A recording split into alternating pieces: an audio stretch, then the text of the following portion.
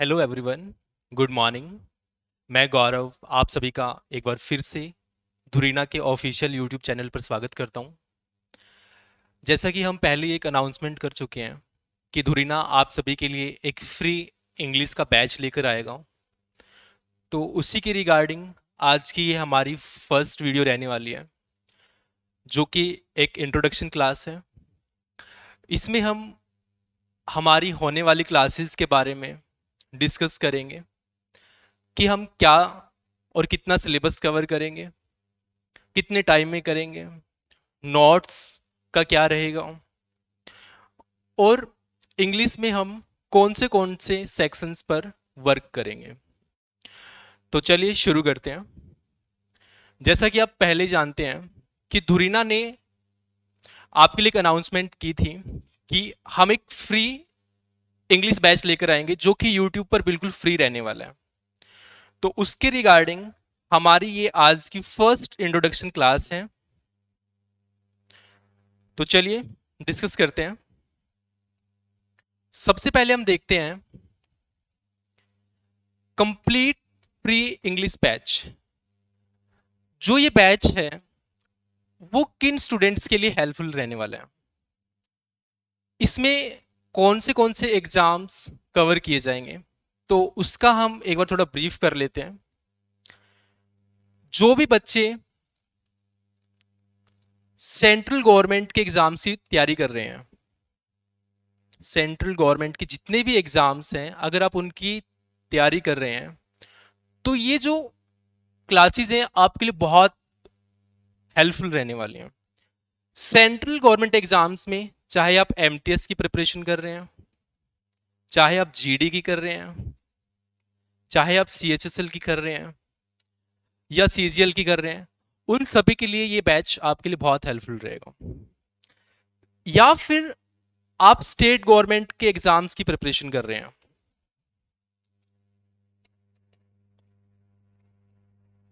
ठीक है, आप हरियाणा से हो सकते हैं, आप यूपी से हो सकते हैं, आप राजस्थान से हो सकते हैं, तो आपके लिए भी ये बैच बहुत हेल्पफुल रहने वाला है। ठीक है, चाहे वो हरियाणा से हो, चाहे वो यूपी से हो, चाहे वो राजस्थान से हो। ठीक है, ये जो बैच है वो बिल्कुल कंप्लीट होगा, इसमें आपको हर चीज करवाई जाएगी। तो नेक्स्ट देखते हैं। देखो, धुरीना का एक मोटो है कि हम अपने स्टूडेंट्स को बहुत अच्छी एजुकेशन प्रोवाइड कर सकें। ठीक है, सो धुरीना क्या कहता है कि let's achieve your dreams together. ठीक है, धुरीना ने हमेशा से ये चाहा है कि वो स्टूडेंट्स के लिए बहुत कम रेट्स पे एक क्वालिटी एजुकेशन दे सके। ठीक है, तो उसी के कंसर्न में ये आपका फ्री बैच रहने वाला है। Okay, clear. नेक्स्ट अगर हम बात करें कि जो हमारा बैच है उसकी ड्यूरेशन कितनी रहेगी और इसके नोट्स के लिए हम क्या करेंगे। सो ड्यूरेशन ऑफ द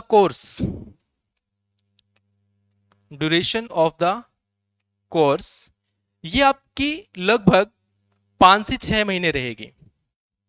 ठीक है, 5 to 6 मंथ्स इसकी ड्यूरेशन रहने वाली है, जिसमें हम पूरा सिलेबस कंप्लीट करेंगे।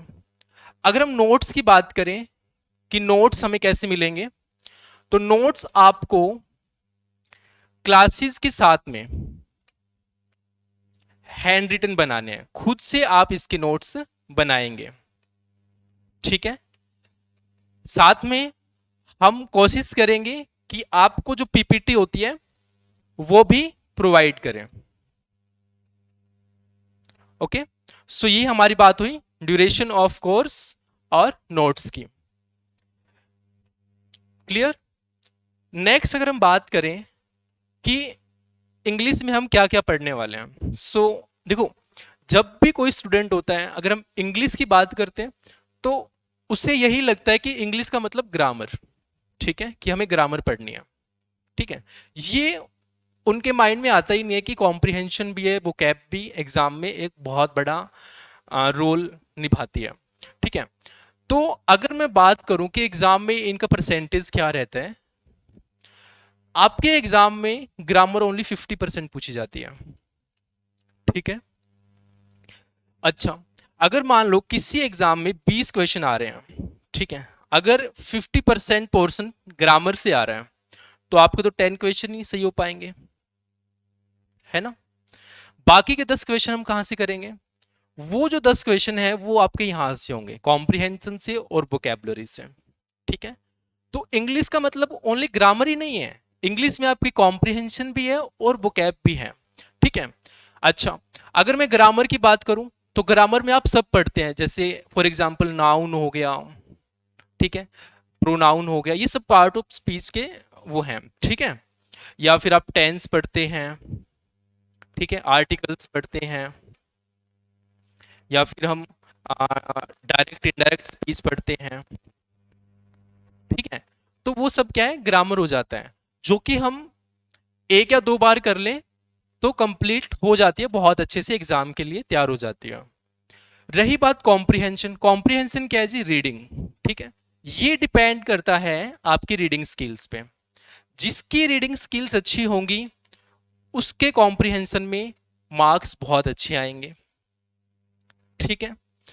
अगर मैं इसके परसेंटेज की बात करूं एग्जाम में, तो ये लगभग आपका 20% पूछा जाता है एग्जाम में, ठीक है। 20% क्वेश्चन आपके कॉम्प्रिहेंशन पार्ट से रहते हैं। सेकंड, अगर मैं वोकैब की बात करूं तो वोकैब जो है वो आपका 25% रहता है, ठीक है। अच्छा, अब 5% रह गया, तो 5% आप इसमें और ऐड कर दो। ये 5% क्वेश्चन कहां से पूछे जाएंगे? वो आपके वोकैब से रिलेटेड होंगे, ठीक है। जिसकी वोकैब अच्छी होगी वो इन जो ये 5% का पार्ट है उनको भी अच्छे से कॉम्प्रिहेंशन में कर लेगा, ठीक है। तो ये हुई हमारी बात इंग्लिश की। तो इंग्लिश का मतलब अब से ओनली ग्रामर ही नहीं समझना है, इंग्लिश का मतलब ग्रामर भी होता है, कॉम्प्रिहेंशन भी होता है, वोकैब भी होता है, ठीक है। नेक्स्ट, अगर हम बात करें टाइम टेबल की, कि हमें टाइम टेबल बता दो कि जो हमारी क्लासेस हैं वो कब कब रहेंगी, हमारा सिलेबस कैसे कंप्लीट होगा, इस बारे में। तो अगर मैं टाइम टेबल की बात करूं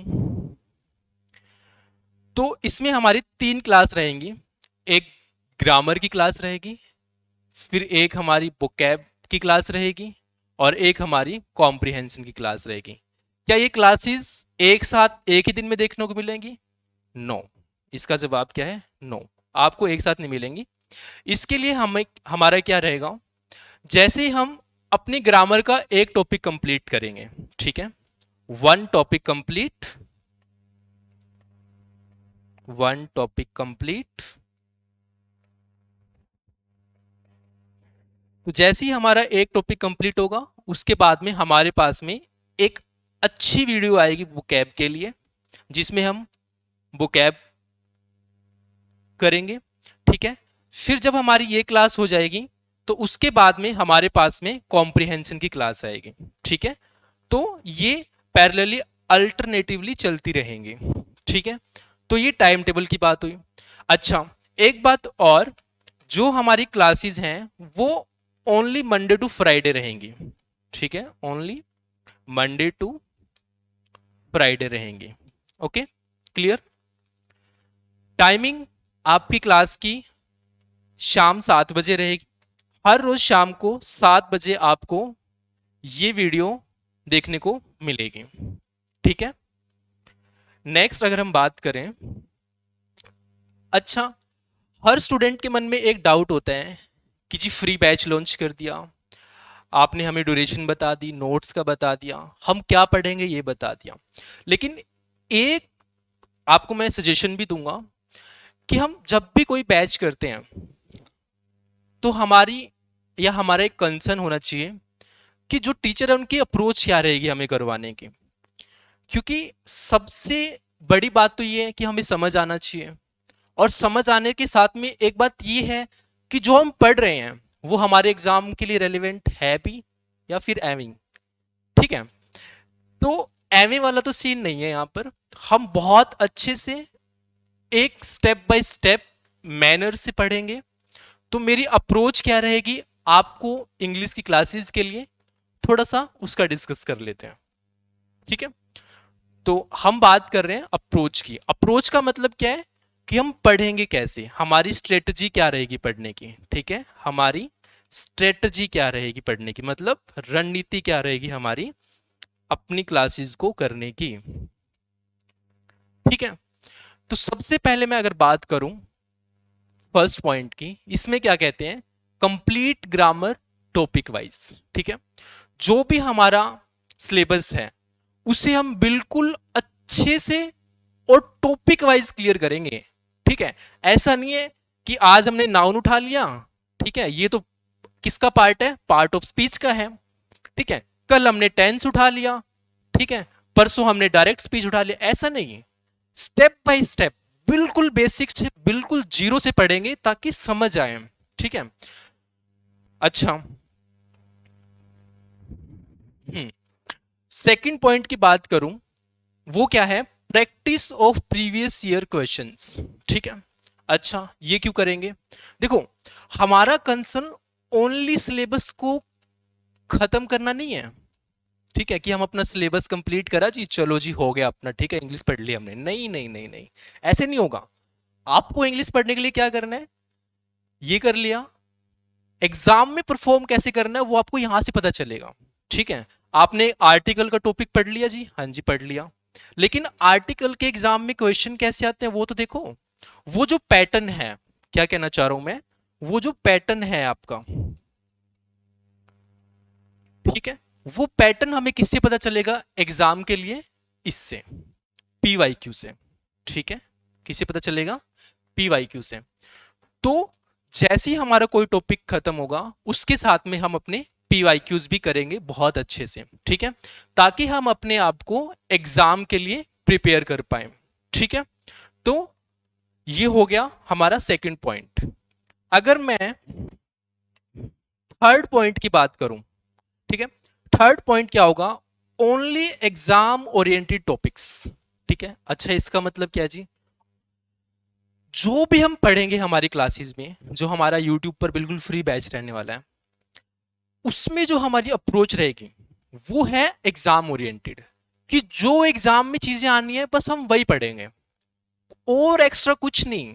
ठीक है, क्योंकि एट द एंड हमारा गोल क्या है, एग्जाम को क्लियर करना, क्रैक करना, उससे ऊपर तो कुछ नहीं है। ठीक है, तो भाई इसके लिए क्या करेंगे, हम ओनली एग्जाम ओरिएंटेड प्रिपरेशन करेंगे, वही टॉपिक्स करेंगे जो हमारे एग्जाम में आएंगे। ठीक है, दूसरे टॉपिक्स पर हम कोई माथा नहीं मारने वाले। ठीक है, ये हो गया हमारा थर्ड पॉइंट। अच्छा, फोर्थ पॉइंट की अगर मैं बात करूं तो वो है हमारा नो एक्स्ट्रा ज्ञान। ठीक है, कोई फालतू की बकवास नहीं होगी कि ये हो रहा है वो हो रहा है, नहीं बिल्कुल नहीं, बिल्कुल अच्छे से पढ़ेंगे। ठीक है, नो एक्स्ट्रा ज्ञान, कोई एक्स्ट्रा ज्ञान की बातें नहीं, जो एग्जाम में आएगा हमारी अप्रोच रहेगी एग्जाम ओरिएंटेड ओनली। ये बात आप अपने मन में डाल लो कि एग्जाम ओरिएंटेड पढ़ेंगे, बिल्कुल अच्छे से पढ़ेंगे। ठीक है, नेक्स्ट, यहां तक क्लियर आपको। अब हम बात करते हैं सिलेबस की।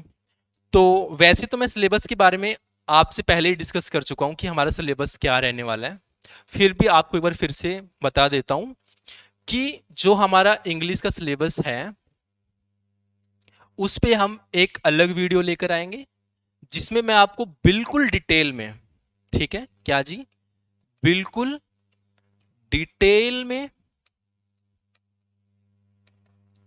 सिलेबस बताऊंगा। ठीक है, ओनली सिलेबस ही नहीं बताऊंगा, आपको यह भी बताऊंगा कि एग्जाम में क्या टाइप बनता है सिलेबस का। ठीक है, किस तरह के जो क्वेश्चंस हैं वो पूछे जाते हैं हमारे एग्जाम में। ठीक है, ये हो गया।